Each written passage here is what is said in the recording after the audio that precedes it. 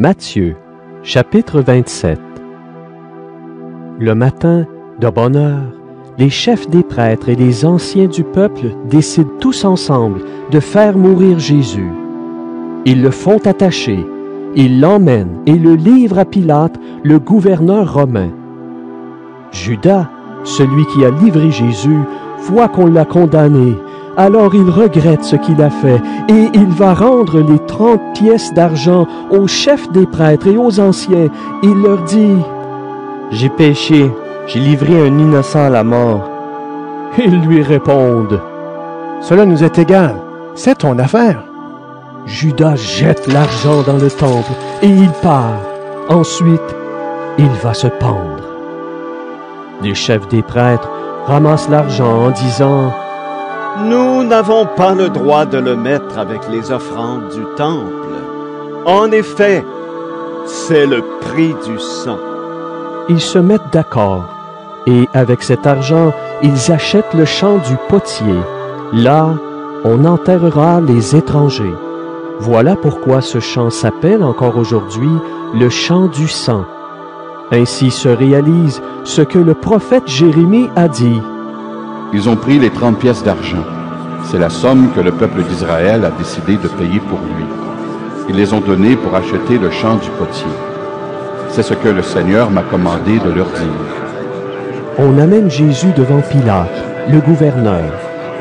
Le gouverneur l'interroge en lui disant: « Est-ce que tu es le roi des Juifs? » Jésus lui répond: « C'est toi qui le dis. » Ensuite, les chefs des prêtres et les anciens accusent Jésus, mais il ne répond rien.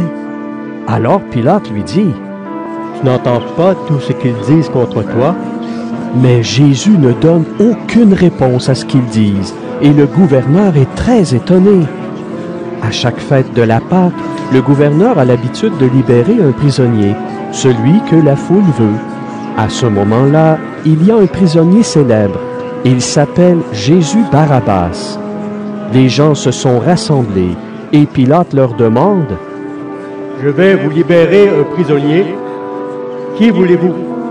Jésus Barabbas ou Jésus qu'on appelle Messie? » En effet, Pilate sait bien qu'ils lui ont livré Jésus par jalousie. Pendant que Pilate est assis au tribunal, sa femme envoie quelqu'un pour lui dire: « Ne t'occupe pas de l'affaire de cet homme innocent. Cette nuit dans un rêve, j'ai beaucoup souffert à cause de lui. » Les chefs des prêtres et les anciens poussent la foule à demander Barabbas et à faire mourir Jésus. Le gouverneur leur dit: « Je vais vous libérer un prisonnier. Lequel des deux voulez-vous? » Ils répondent: « Barabbas! » Pilate leur demande: « Qu'est-ce que je vais donc faire de Jésus qu'on appelle Messie? » Tout le monde répond: « Cloue-le sur une croix! » Pilate leur dit: « Qu'est-ce qu'il a donc fait de mal? » Mais ils se mettent à crier encore plus fort: « Cloue-le sur une croix! » Pilate voit qu'il n'arrive à rien, et l'agitation est de plus en plus grande. Alors, il prend de l'eau, et il se lave les mains devant la foule en disant: « Je ne suis pas responsable de la mort de cet homme. C'est votre affaire. » Tout le peuple lui répond: « Nous acceptons d'être responsables de la mort de cet homme, nous et nos enfants. » Alors Pilate leur libère Barabbas. Il fait frapper Jésus à coups de fouet et il le livre aux soldats pour qu'ils le clouent sur une croix. Alors les soldats romains emmènent Jésus dans le palais du gouverneur. Ils rassemblent toute la troupe autour de lui. Pour se moquer de lui, ils lui enlèvent ses vêtements et lui mettent un habit rouge. Ils dressent une couronne avec des branches épineuses et la posent sur sa tête. Ils lui placent un roseau dans la main droite. Ensuite, ils se mettent à genoux devant lui et ils se moquent de lui en disant: « Salut, roi des Juifs! » Ils crachent sur lui et ils prennent le roseau pour le frapper sur la tête. Quand ils ont fini de se moquer de Jésus, ils lui enlèvent l'habit rouge et lui remettent ses vêtements. Après cela, ils l'emmènent pour le clouer sur une croix. Quand les soldats sortent de la ville, ils rencontrent un homme de Cyrène appelé Simon. Ils l'obligent à porter la croix de Jésus. Ils arrivent dans un endroit appelé Golgotha, ce qui veut dire le lieu du crâne. Ils donnent à boire à Jésus du vin mélangé avec un liquide amer.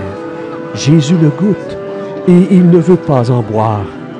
Ensuite, les soldats le clouent sur une croix.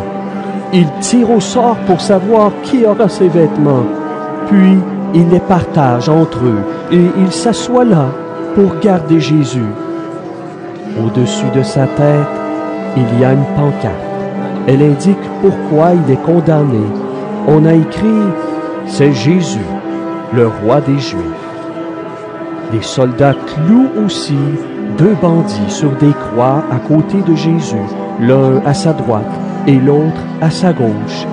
Les gens qui passent par là secouent la tête et ils insultent Jésus en disant « Tu voulais détruire le temple et le reconstruire en 3 jours? Eh bien, si tu es le Fils de Dieu, sauve-toi toi-même et descends de la croix. » Les chefs des prêtres, avec les maîtres de la loi et les anciens, se moquent de Jésus. Ils disent « Il a sauvé les autres, mais il ne peut pas se sauver lui-même. C'est le roi d'Israël. Maintenant, il n'a qu'à descendre de la croix. Alors, nous croirons en lui. Il a fait confiance à Dieu. Eh bien, si Dieu l'aime, il n'a qu'à le sauver maintenant. » En effet, cet homme a dit « Je suis fils de Dieu. » Même les bandits qu'on a cloués sur des croix à côté de Jésus l'insultent de la même façon.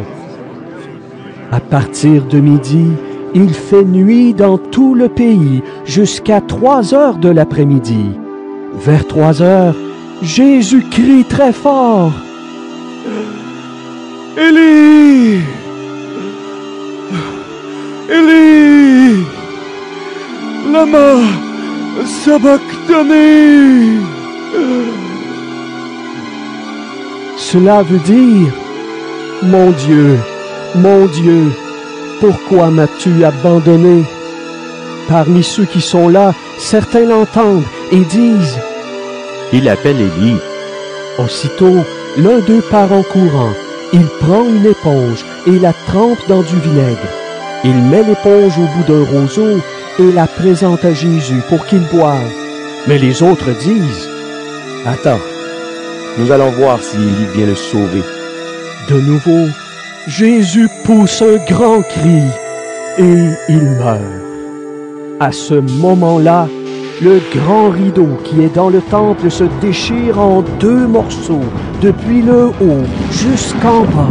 La terre tremble, les rochers se fendent, les tombes s'ouvrent et les corps de beaucoup d'amis de Dieu qui étaient morts se réveillent. Plus tard, quand Jésus se réveille de la mort, ils sortent des tombes. Ils entrent dans Jérusalem, la ville sainte, et ils se montrent à beaucoup de gens. L'officier romain et les soldats qui gardent Jésus avec lui voient que la terre tremble. Ils voient aussi tout ce qui se passe. Alors ils ont très peur et ils disent « Vraiment, cet homme était fils de Dieu. » Beaucoup de femmes sont là. Elles regardent de loin. Elles ont suivi Jésus depuis la Galilée pour le servir. Parmi elles, il y a Marie de Magdala, Marie, la mère de Jacques et de Joseph, et la mère des fils de Zébédée. C'est le soir. Un homme riche arrive. Il est de la ville d'Arimathée et s'appelle Joseph. Lui aussi est disciple de Jésus. Il va voir Pilate, le gouverneur, et lui demande le corps de Jésus. Alors, Pilate commande de lui donner le corps. Joseph le prend et l'enveloppe dans un drap neuf. Il met le corps dans la tombe qu'il vient de faire creuser pour lui-même dans le rocher. Ensuite, il roule une grosse pierre pour fermer l'entrée de la tombe, et il s'en va. Marie de Magdala et l'autre Marie sont là, assises en face de la tombe. Le jour suivant arrive. C'est le jour qui suit la préparation du sabbat.